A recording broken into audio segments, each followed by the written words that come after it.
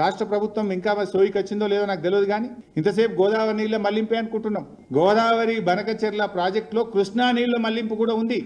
ఆంధ్రప్రదేశ్ ప్రభుత్వము కేంద్రానికి ఇచ్చినటువంటి ప్రిలిమినరీ ఫీజిబిలిటీ రిపోర్ట్లో వాళ్ళు చాలా స్పష్టంగా చెప్పారు, గోదావరి నీళ్ళు ఎక్కపోతాం, కృష్ణలో ఎప్పుడైనా నీళ్ళు వస్తే కృష్ణా నీళ్ళు కూడా మళ్ళీ ఇస్తాం. రెండు రాసిందల్లా. అంటే గోదావరి నీళ్ళలో తెలంగాణ గుండు కొట్టుడే, కృష్ణా నది నీళ్ళలో కూడా నాగార్జున సాగర్ కూడా లావట్కపోతాం అని చెప్పిండ్రు. That I will show. అయితే దీంట్లో కూడా ఏంది, ఆంధ్రప్రదేశ్ నాగార్జున సాగర్ కుడి కాలువ నుంచి వాళ్ళు నాగార్జున సాగర్ కుడి కాలువ నుంచి ఏదైతే ఉందో 0 నుంచి 80 కిలోమీటర్ల వరకు ప్రస్తుతం ఉన్న కుడి కాలువను డబుల్ ద సైజ్ చేస్తారట. రెండు అంతలు చేసి ఆ 80వ కిలోమీటర్ దగ్గర బొల్లపల్లి అనే రిజర్వాయర్ కడుతున్నాం.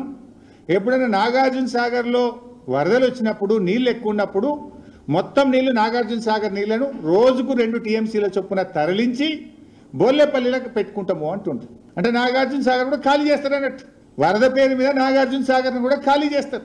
ఇప్పటికే నాగార్జున సాగర్ ప్రాజెక్టు వీళ్ళ తెలివి తక్కువతనం వల్ల, తెలంగాణ ప్రభుత్వం యొక్క రేవంత్ రెడ్డి ప్రభుత్వం యొక్క చేతగానితనం వల్ల అది సిఆర్పిఎఫ్ చేతిలోకి వెళ్ళిపోయింది, తెలంగాణ చేతికి వెళ్ళి బయటకు పోయింది. ఇప్పుడు ఏంది, కృష్ణాలో ఎప్పుడైనా నీళ్ళు వస్తే నాగార్జున సాగర్కి వెళ్ళి రోజు 2 టీఎంసీలు తీసుకుపోయి బోలేపల్లిలో పెట్టుకుంటాం, ఆడ 150 టీఎంసీలు రిజర్వాయర్ కట్టమంటారు. అంటే ఇటు కృష్ణ నీళ్లు లావట్టుకపోతారు, కృష్ణలో నీళ్ళు లేవనుకో అటు గోదావరి నీళ్ళు లావట్టుకపోతారట. అంటే 2 రకాలుగా తెలంగాణకు దెబ్బ తగులుతుంది. ఏ రకంగా చూసినా గోదావరి బనకచెర్ల ప్రాజెక్టు తెలంగాణకు మరణ శాసనం కాబోతా ఉంది. మిస్టర్ రేవంత్ రెడ్డి, ఇప్పటికైనా నిజాయితీగా పోరాడు, చిల్లర రాజకీయాలు బంద్ చేయి. ఈ చిచోర రాజకీయాలు కాదు, రాష్ట్ర ప్రయోజనాలు ముఖ్యం. ముఖ్యమంత్రి పదవి ఉంటది పోతుంది, కానీ ద్రోహం చేయక. ఇప్పటికే నువ్వు తెలంగాణ ద్రోహివి అని నీకు ముద్రపడ్డది. తెలంగాణ ఉద్యమంలో ఎన్నడు జై తెలంగాణ అనలే, ఎన్నడు రాజీనామా చేయలే. చరిత్ర పుటల్లో నువ్వు ఎప్పటికీ తెలంగాణ ద్రోహివే. మరి ముఖ్యమంత్రిగా కూడా తెలంగాణ నీళ్లు ఆంధ్రాకు దారాదత్తం చేసి మరోసారి ద్రోహిగా చరిత్రలో మిగిలిపోకు.